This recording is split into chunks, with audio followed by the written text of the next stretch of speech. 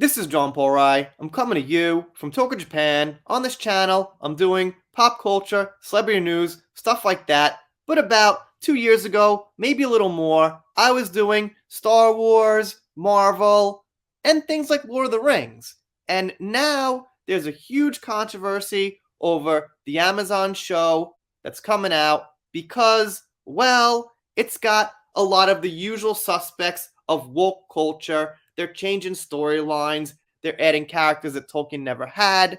And I gotta say this before I get into this tweet right here is that at this point in time, with the franchises I loved, I've just got no hopes and no emotion left for them to be good, for them to be in the right hands. So some people freak out like, oh my god, they're ruining it, it's terrible. And they are ruining part of it. They're ruining its reputation, they're ruining its ability to flourish and move on in the future for the next generation to enjoy the originality of what it was and the heart and soul of what it was. Yes, they are ruining that, but they can't ruin what it is as far as the books and the story that was created and conceptualized starting in the 1930s. I think Tolkien got all this in his head. Now, The Hobbit, I think, is from the 30s, and I'm not sure when he got it all down on paper as far as Middle Earth and all that stuff. However, it's a really, really old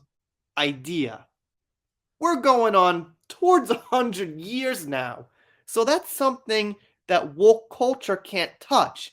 They can take it and they can, make something different and manipulate it and have it try to fit the times, but they can't ever actually make Lord of the Rings. No one can make Lord of the Rings except Tolkien. His son Christopher tried, but even that people didn't really take super seriously. And I'm saying that as, at this point, a general fan, but I never heard anyone say, well, Christopher wrote this and Christopher changed this.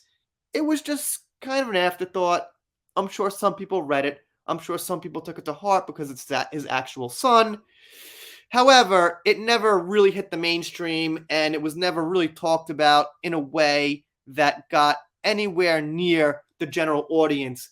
So this here is a tweet by Josiah Rises, who I recommend his channel. Great guy, great channel. Back in the day, I did some live streams with him and stuff like that, and he breaks down what happens to franchises these days. So first you have take another beloved franchise, let's say Star Wars, remove everything unique and appealing. Let's say how the Jedis are, the mystique of the villain, things like that, and they add obviously their politics and their agenda. Then they insult the fans.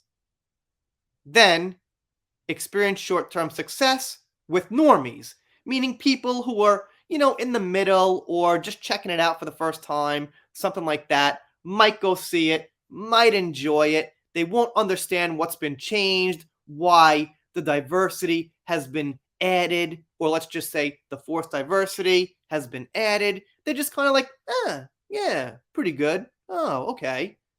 And the companies might make some money off that. Normies leave, apathy kicks in, franchise dies.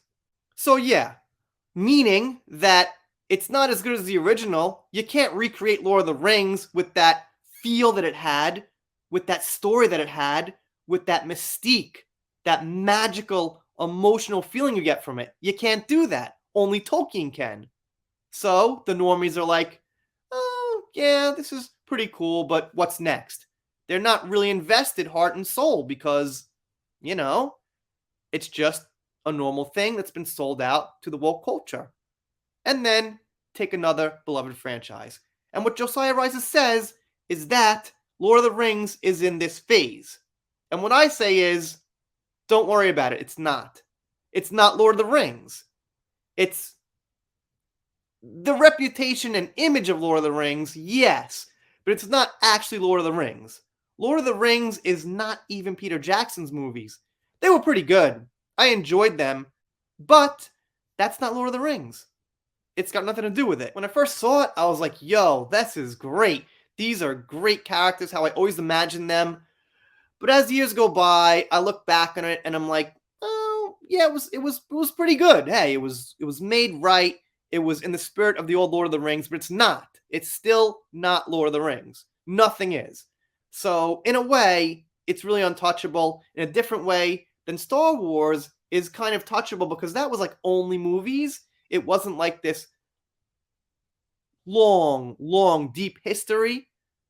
It was more of an entertainment value thing when it first came out. Comic books followed, but if you get my drift, it started with the surface level and the movie theater going audience, which Lord of the Rings is different from. It started with the books and people's imagination mostly. So I guess I'm kind of agreeing and disagreeing. If I talk to Josiah now, I'm sure we would agree that, of course, it's not Lord of the Rings, and of course, it's not really something that could be destroyed, but I just kind of wanted to say, don't worry, the books are on the shelf, and that's all there ever will be of Lord of the Rings.